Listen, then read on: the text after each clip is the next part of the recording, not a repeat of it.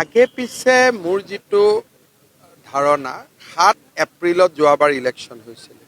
গতিকে অধিসূচনা ইলেকশ্যন কমিশ্যনে কেতিয়াবা ৩০ দিনৰ আগতো দিয়ে কেতিয়াবা ৩৫ দিনৰ আগতো দিয়ে আৰু ২১ দিনৰ আগতো দিব পাৰে সংবিধান মতে সেইকাৰণে ৭ এপ্ৰিলতো ঘোষণা কৰিব পাৰে ৭ মাৰ্চতো কৰিব পাৰে ২ মাৰ্চতো কৰিব পাৰে ৩ মাৰ্চতো কৰিব পাৰে যোৱাবাৰ মোৰ যিমান দূৰ মনত আছে খুব সম্ভৱ ১ নে ২ মাৰ্চত কৰিছে এনডিএৰ আসন কিমানমান হ'ব ভাল এনডিএ ভাল হ'ব খুব ভাল কৰিয়ে হ'ব গোটেইখিনি অলপ আসনৰ বুজাবুজিখিনি আমাৰ ভিতৰত হৈ লওক তেতিয়া মই এটা ধাৰণা এটা আপোনালোকক দিব পাৰিম কিন্তু বৰ্তমানতো গোটেই অসমতে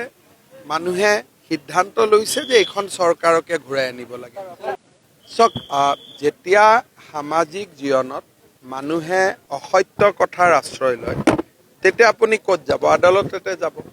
গতিকে মই কংগ্ৰেছ দলক অনুৰোধ কৰিম যে মোৰ বিৰুদ্ধে আপোনালোকে মানুহক যে কৈ থাকে লিষ্ট এখন দি আদালতত কৈ দিয়ক যে এইখিনি মোৰ ইলিগেল প্ৰপাৰ্টি আছে লেঠা মৰি গ'ল সদায় একেটা কথাকে কৈ থাকে ২০০৯ চনৰ পৰা কৈ আছে আজিৰ পৰা নহয় ২০০৯ চনৰ পৰা আৰম্ভ কৰিছে যে মোৰ বোলে গাড়ী আছে এতিয়া চবৰে গাড়ী হৈ গ'ল যিখন গাড়ীৰ ওপৰত প্ৰথম অখিল গগৈয়ে মোক আক্ৰমণ কৰিছিল এতিয়া অখিল গগৈ নিজেই তেনেকুৱা গাড়ীত উঠে বিটিএডি বুলি নহয় অসমত এছআৰ হৈ গ'ল লিষ্টটো ওলাই গ'ল আমাৰ প্ৰায় ১১ লাখ মানুহৰ নাম ভোটাৰ লিষ্টৰ পৰা কটা গৈছে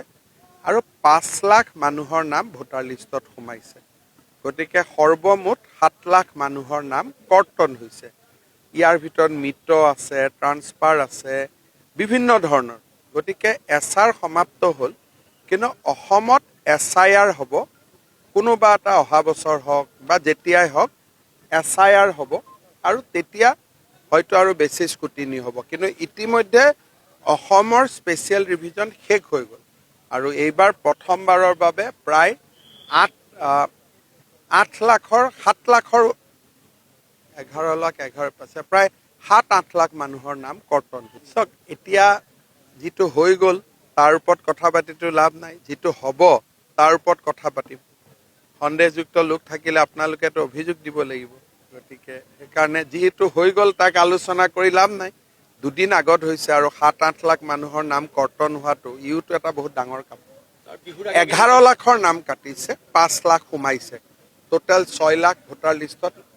সংখ্যা কমি গৈছে চাওক মই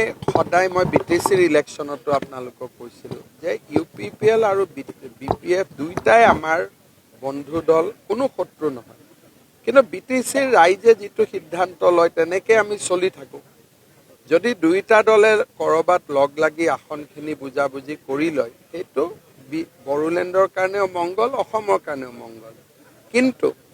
তেওঁলোকৰ ভিতৰত কি আছে কি নাই মইতো বাহিৰৰ পৰা ক'ব নোৱাৰোঁ কাৰণ মইতো এটা তৃতীয় দলৰ মানুহ গতিকে যদি তেওঁলোক লগ হ'ব পাৰে আমি আদৰণি জনাম প্ৰমোদ বড়োৰ লগততো মই কথা বতৰা পাতি থাকোঁ গতিকে তেনেকুৱা কোনো কথা নাই মোৰ লগত চবৰে ভাল ব্যক্তিগত সম্পৰ্কটোৱে ডাঙৰ গতিকে মোৰ লগত ব্যক্তিগতভাৱে সকলোৰে ভাল আনকি মোক বেয়া পোৱা মানুহখিনিৰো মোৰ লগত ভাল এই কথাখিনি ইলেকশ্যনৰ আগতে আপোনালোকে হাগ্ৰামা মহিলাৰীক লৈ সুধিছিলে তেতিয়াও মই কৈছিলোঁ যে মোৰ লগত চবৰ ভাল গতিকে মই চবৰ লগত ভালে কুশলে থাকোঁ মই কাৰো লগত বেয়া নহয়